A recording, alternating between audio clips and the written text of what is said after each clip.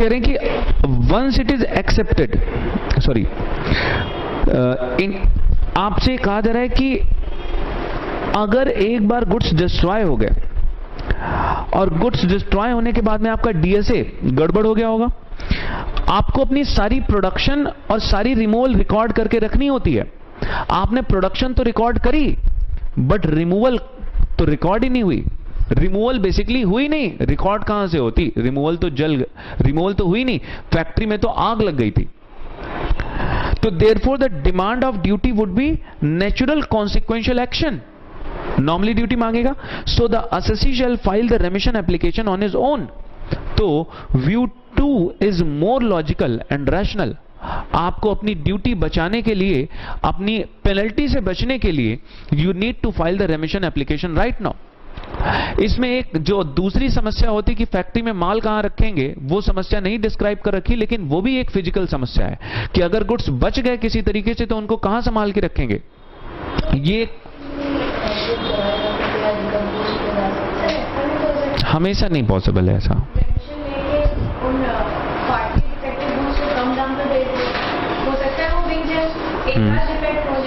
बिल्कुल सही। फैक्ट्री में मेरे एरिया में बाढ़ आई, फैक्ट्री में रखी शर्ट्स भीग गई, सिर्फ भीग गई, और भीगने से उनमें कुछ हल्के फुल्के दाग पड़ गए। शर्ट ठीक ठाक है, कोई आग नहीं लगी, सिर्फ हल्के फुल्के दाग पड़ गए और शर्ट फिर से धुल के सुखाई गई, लेकिन हल्के हल्के दाग अभी भी पड़े हुए हैं। फिर से शर्ट की रीपैकिंग हुई और शर्ट्स को सेल में 50% डिस्काउंट पे बेचा जा रहा है। 50% डिस्काउंट पे रिमूव कर दिया और मार्केट में 50% 40% डिस्काउंट पे बिक रही है शर्ट। पॉसिबल है? बताइए, ऐसे केस में जहां पर गुड्स आर लॉस्ट या फिर डिस्ट्रॉयड बाय नेचुरल कॉज और अनअवॉइडेबल एक्सीडेंट, क्या ये वाला क्लॉज अप्लाई हो पाएगा? पहला वाला नेचुरल कॉज तो है, लेकिन लॉस्ट और डिस्ट्रॉयड है ही नहीं। इसका मतलब गुड्स तो मेरे पास में अभी भी फिजिकली अवेलेबल हैं, तो basically goods are not lost, लेकिन हां goods are unfit for marketing और अनफिट फॉर कंजम्पशन, ये अप्लाई हो जाएगा। चलिए ठीक, मैंने आपसे कहा कि goods are now unfit for marketing और अनफिट फॉर कंजम्पशन, मैंने ये एप्लीकेशन डाल के ऑफिसर को भेज दिया। अब ऑफिसर को मुझे प्रूव करना है कि this is unfit for marketing और अनफिट फॉर कंजम्पशन। मैंने प्रूव कर दिया कि साहब ऐसे गुड्स मार्केट में कोई नहीं खरीदेगा, खासकर जहां कंजम्पशन वाली बातें होती हैं।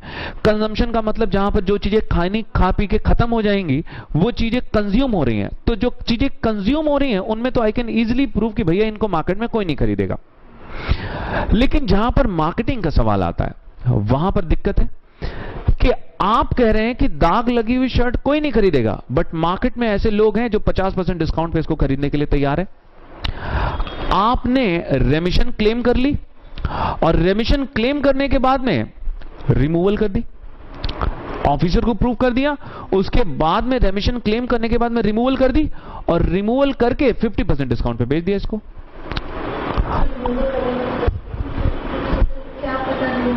कौन देख रहा है?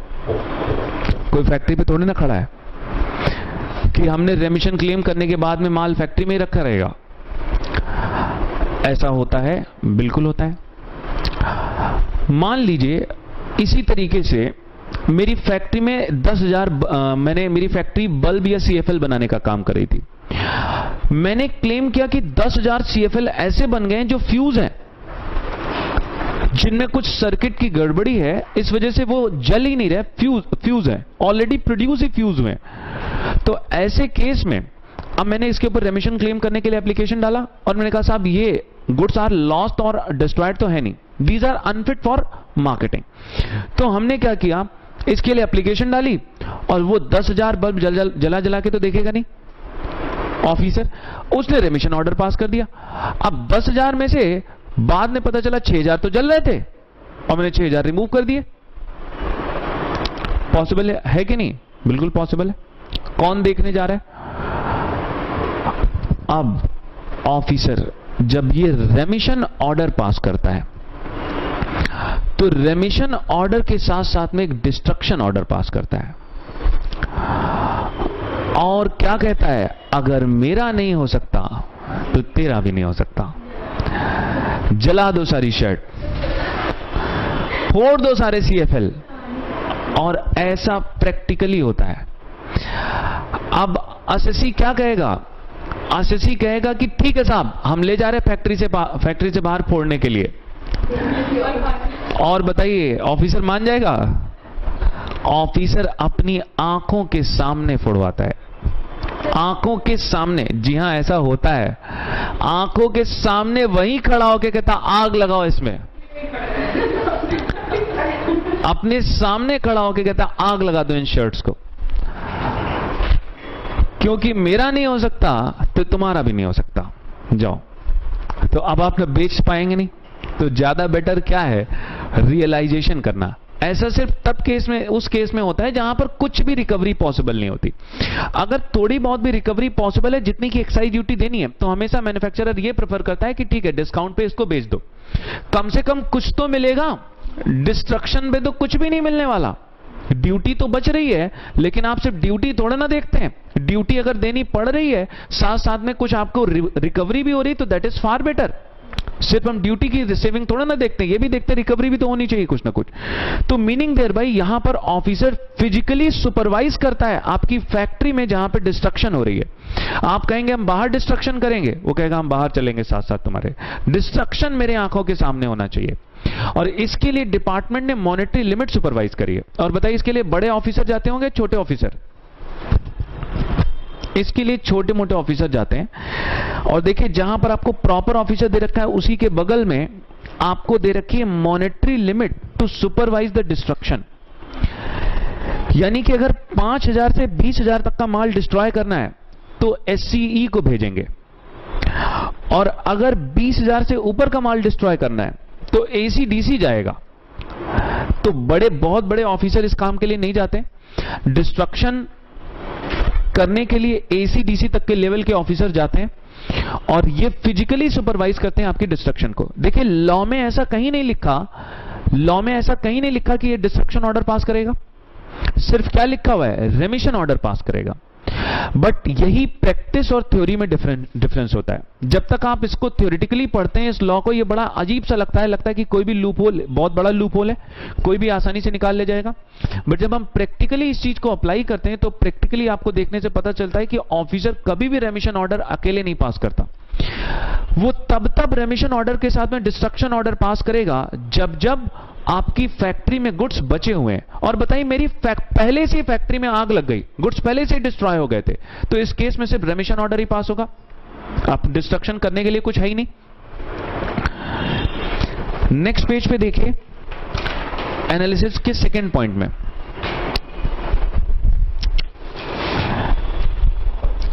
सेकेंड नहीं, थर्ड पॉइंट। ये कुछ ऐसी सिचुएशंस आपको दे रखी हैं जिन सिचुएशंस में रेमिशन डिमांड किया जा सकता है। फ्लड या फिर कोई नेचुरल कॉज, इवन रोडेंट्स, चूहे खा गए। बताइए क्या ये हम नेचुरल कॉज कह सकते हैं?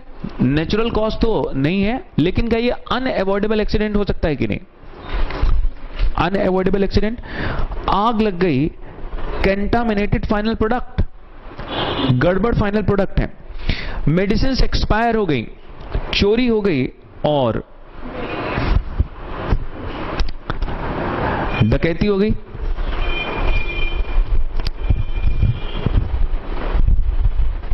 तो पॉइंट्स टू बी नोटेड में देखिए, taxable event is a production या manufacture of excisable goods though the excise duty is payable at the time of removal.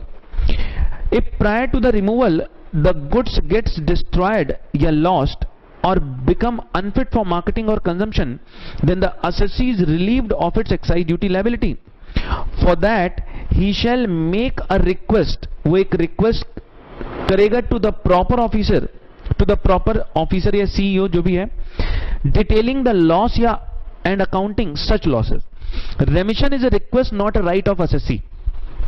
रेमिशन assessee की रिक्वेस्ट पे बेस्ड है, असेसी का राइट नहीं है। CEO shall be satisfied that the loss is just genuine loss and he is empowered to impose the condition for safeguarding the interest of revenue. Remission can't result into refund. Remission refund कभी नहीं बन सकता।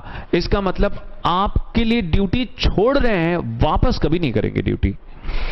And the post removal losses are not covered by rule 21।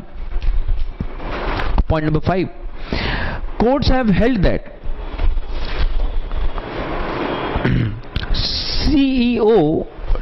CEO shall take a pragmatic, that is practical view. Courts have held that CEO shall take the pragmatic, that is the practical view, while sanctioning the remission of excise duty. Remission request shall not be requested on the hypothetical reasons.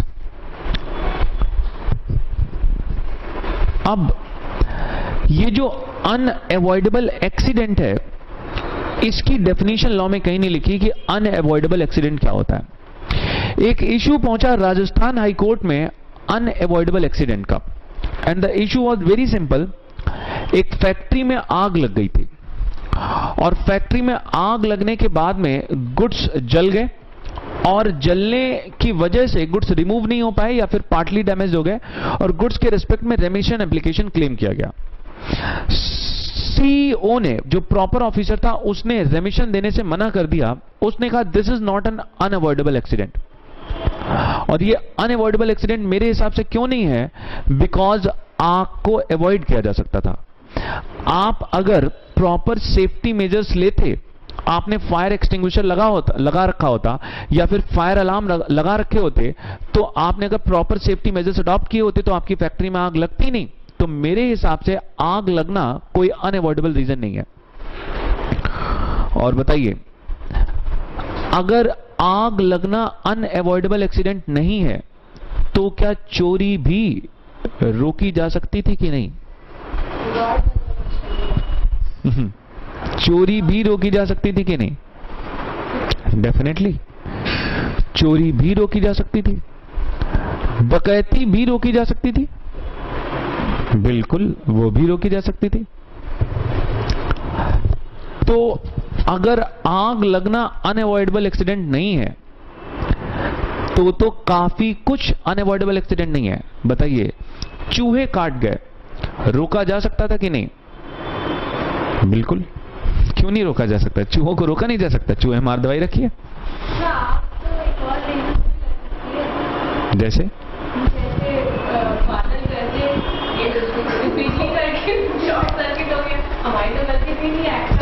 ऐसा होता है? ऐसा होता है?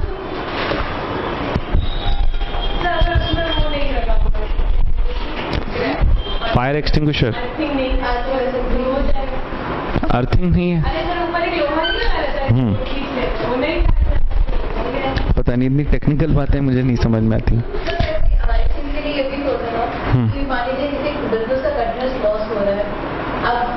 आग लगा देता है।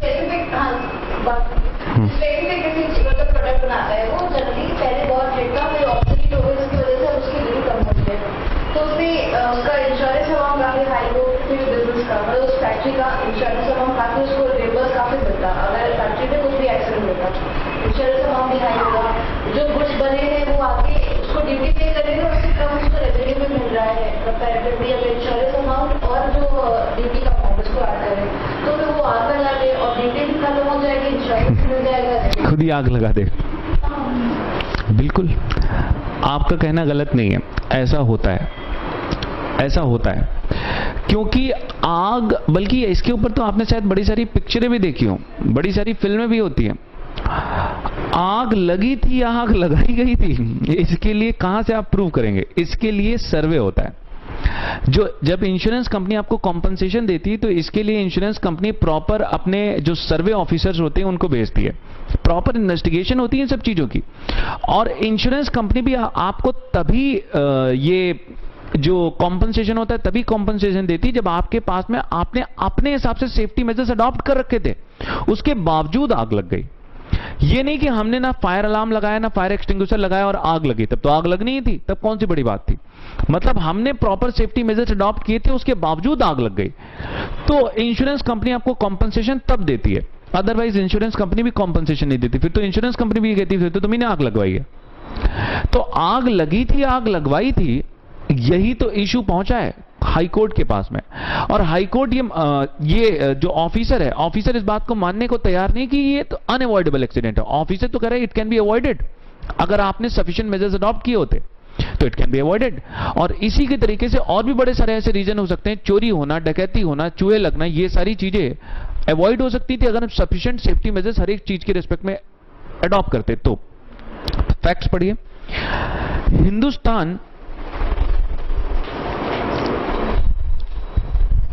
Hindustan zinc limited was engaged in the manufacture of lead and the zinc concentrate. At the time of carrying out the physical stock taking, some differences was found between the physically verified stock and the stock as per the books. अच्छा, ये case, एक तो ये आग लगने वाला जो case मैंने बताया, एक और केस होता है इसी के जैसे नॉर्मल लॉस का। नॉर्मल लॉस का केस क्या है कि गुड्स की प्रोडक्शन के दौरान कुछ गुड्स लॉस होते हैं, गुड्स की प्रोडक्शन के बाद में जितने गुड्स फाइनली प्रोड्यूस हो गए उतने गुड्स आपके डीएसए में एंटर हो गए।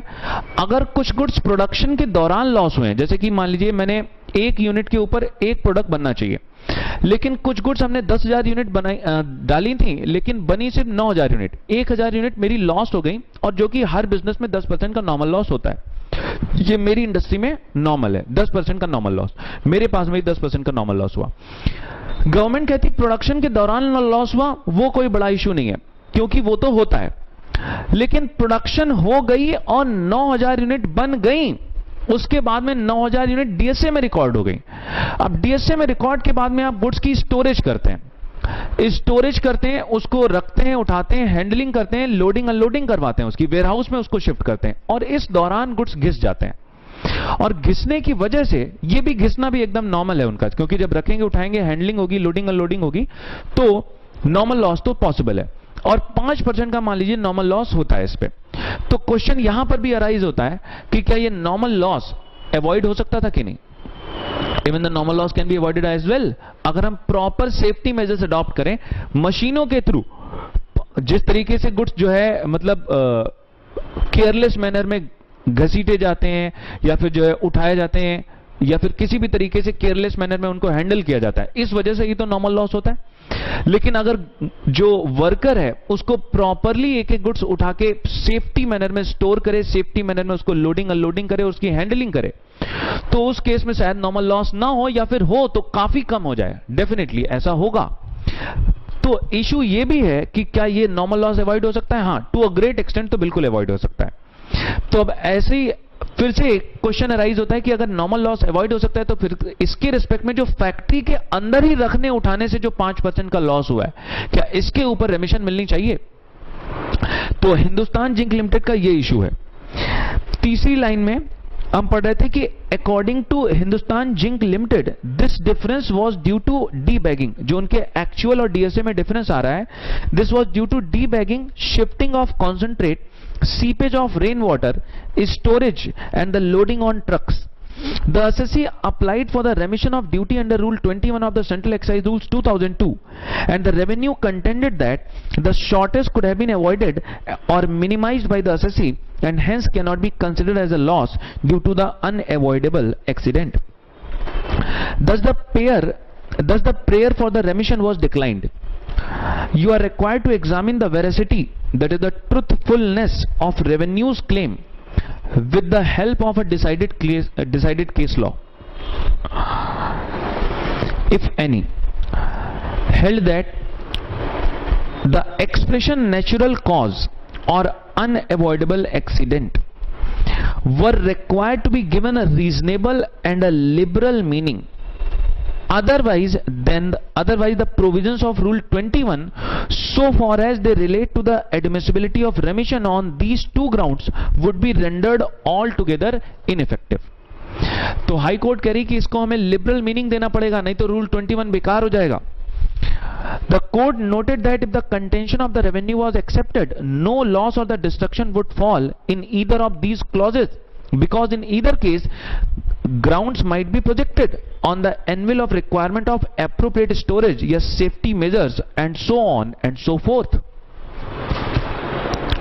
Even in case of unavoidable accident, it could always be contended that the accident could have been avoided by taking the recourse of one or more measures.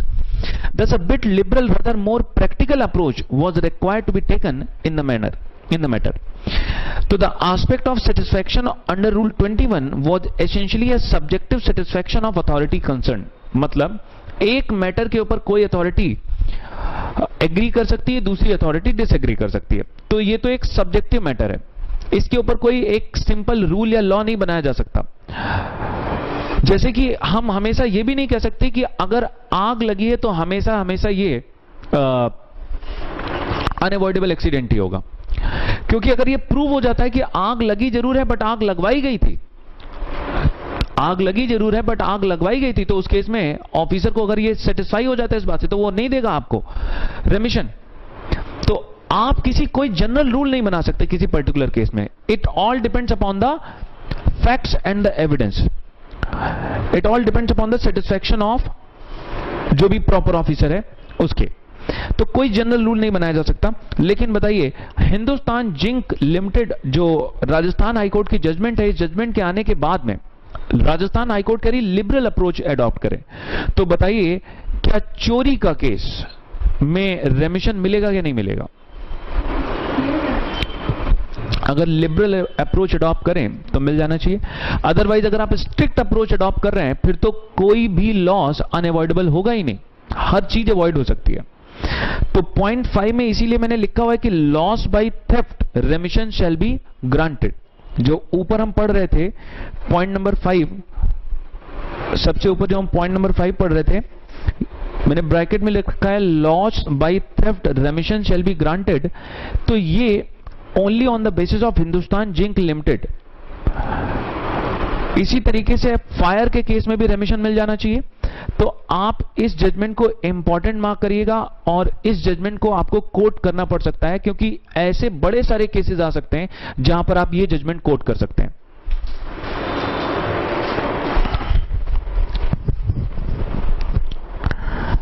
बताइए, burden of proof that whether the goods are unfit for marketing और consumption किसके ऊपर है? Assessee के ऊपर है। Supreme court ने decide किया in case of Virat crane agritech limited, the burden to prove the goods unfit for consumption is on the assessee unless it is shown by the assessee to the satisfaction of proper officer that the goods are indeed unfit for consumption, they can't be destroyed. This rule has to be interpreted strictly and the authority can arrive at its satisfaction only when the necessary evidence is produced by the assessee.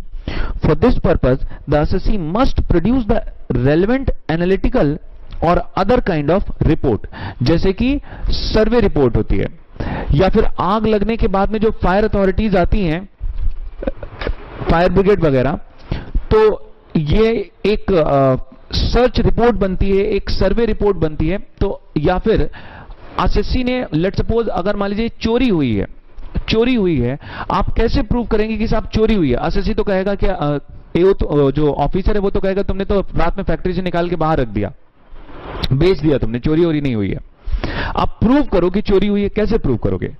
आपके पास में first information report होनी चाहिए, FIR. अगर FIR करवाई है इसका मतलब आपके पास में एविडेंस है कि हां साहब चोरी हुई है। और उसके बाद में एफआईआर कराने के बाद में जो पुलिस है, ये पुलिस भी क्या करती है? अपनी इन्वेस्टिगेशन करती है, और इन्वेस्टिगेशन करने के बाद में पुलिस भी एक अपनी चार्जशीट फाइल करती है। और अगर चार्जशीट में ये प्रूव हो जाता है कि पुलिस कह रही चोरी हुई है, तो डेफिनेटली मान ली जाएगी चोरी हुई है। तो इस तरीके से हम लोग, जो सुप्रीम कोर्ट कह रही है कि हम लोगों को क्या करना पड़ेगा, जो असेसी है उसे कोई ना कोई रिपोर्ट, कोई ना कोई एक सॉलिड एविडेंस प्रूव करना पड़ेगा।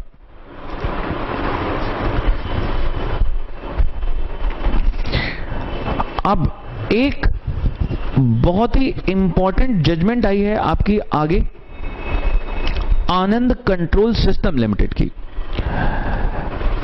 बहुत ही इंपॉर्टेंट जजमेंट है आनंद कंट्रोल सिस्टम लिमिटेड की।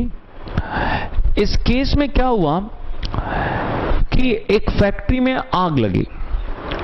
आग लगने के बाद में जो गुड्स थे वो पार्टली डिस्ट्रॉय हो गए और कुछ फुल्ली डिस्ट्रॉय हो गए।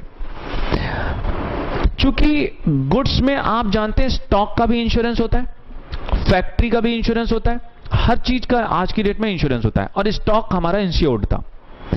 हमें इंश्योरेंस कंपनी से जो भी हमारा स्टॉक था उसकी वैल्यू मिल गई, यानी कि इंश्योरेंस कंपनी ने हमें हमारे स्टॉक के लिए पेमेंट कर दी। सवाल उठता है क्या इस केस में रेमिशन मिलेगा? इस केस में क्या रेमिशन मिलना चाहिए? बताइए, अगर आप रिमूवल करते तो रिमूवल पे सेल होती और सेल पे आपको पैसे मिलते। यहां तो आपको बिफोर रिमूवल ही पैसे मिल गए। हालांकि कुछ टाइम लगा होगा, लेकिन बिफोर रिमूवल ही इंश्योरेंस कंपनी से आपको पैसे मिल गए। सेल नहीं हुई लेकिन पैसे तब भी मिल गए। गवर्नमेंट का ऑब्जेक्टिव क्या होता है कि ड्यूटी को रिमूवल के टाइम तक डिफर करने का ऑब्जेक्टिव क्लियर कट होता है कि प्रोडक्शन पे ड्यूटी जरूर है, लेकिन एसएससी पैसे कहां से लाएगा जब तक माल नहीं बिकेगा। तो इस वजह से वो क्या करते हैं कि प्रोडक्शन से रिमूवल तक इसको डेफर कर देते हैं। रिमूवल जैसे हुई होगी, गवर्नमेंट मान लेती पैसे मिल गए होंगे तो लाओ ड्यूटी। यहां पर तो रिमूवल नहीं हुई, यानी कि रूल 4 तो सेटिस्फाई नहीं हुआ। Duty not becomes payable on the removal, लेकिन रिमूवल हुए बिना ही पैसे मिल गए। This is some of the unique situation. अब इस केस में आनंद कंट्रोल सिस्टम में ट्रिब्यूनल ने डिसाइड किया। बताइए लॉजिकल क्या था इस केस में? रूल 21 बनाने का लॉजिक क्या था? एसएससी का नुकसान हुआ है, पैसे मिल नहीं रहे हैं, माल बिक नहीं रहा है, और ऊपर से हम ड्यूटी डिमांड कर रहे हैं क्योंकि प्रोडक्शन हो चुका है। तो द लॉजिक वाज कि माल बिक नहीं रहा है और रिमूवल नहीं हो पा रहा है, इस वजह से हम पैसे नहीं लेंगे। इस वजह से डिपार्टमेंट ने ड्यूटी का रेमिशन कर दिया क्योंकि गुड्स डिफेक्टिव थे। लेकिन अब इस केस में देखा जाए तो आपको पैसे जहां से मिलने थे वो पैसे मिल गए। तो जो इंटेंशन थी, जो लॉजिक था, वो लॉजिक गड़बड़ हो रहा है कि यहां पर एसएससी को कहीं तो कोई नुकसान हो नहीं रहा, तो फिर डिपार्टमेंट क्यों नुकसान बियर करे? तो ट्रिब्यूनल ने इस बेसिस पे, इसके ऊपर कोई लॉ नहीं है कि मिलना चाहिए या नहीं मिलना चाहिए, क्योंकि it is completely on the discretion of department.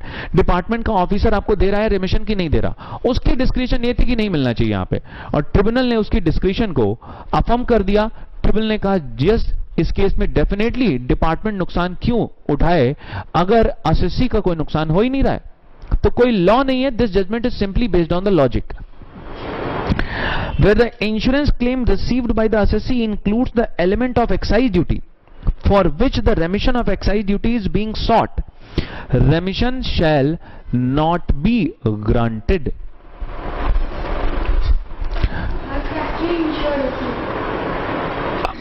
Factory में स्टॉक का अगर इंश्योरेंस है,